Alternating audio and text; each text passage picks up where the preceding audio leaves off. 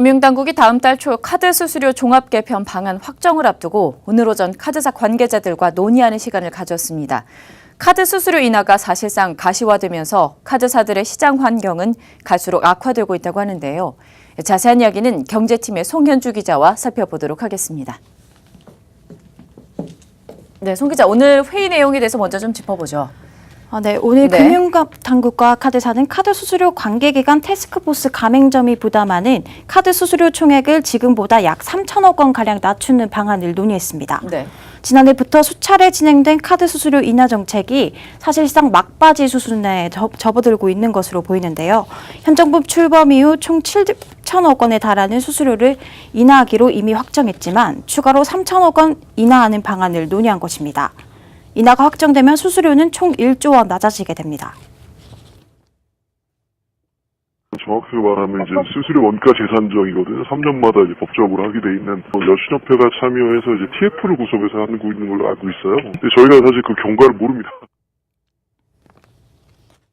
지금 카드 가맹점 수수료가 적정한지 여부를 판단하는 거예요. 그래서 원칙적으로는 그래서 그 구조를 뜯어보는 거기 때문에 물론 이제 어떤 의중인지 저희가 모르지만 그 공식적 입장을 아마 당국에서 여신협회랑 말씀하실 거고.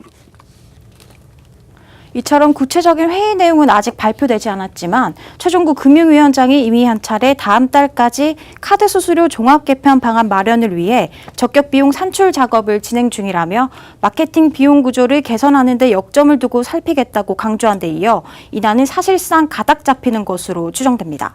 최종 방안은 당정 협의를 거쳐 다음 주 중 발표될 예정입니다. 네, 그런데 카드 업계 반발이 만만치가 않다고 하는데 이유가 뭡니까?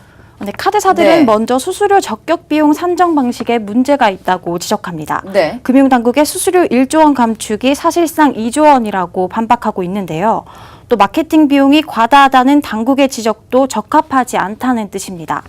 카드사 수익성이 좋았을 당시에 서비스 혜택 비용 감당이 가능했지만 카드사 환경이 어려워져서 남는 게 없다는 실정입니다. 실제 카드사들의 실적도 지속 하락하고 있는 추세입니다.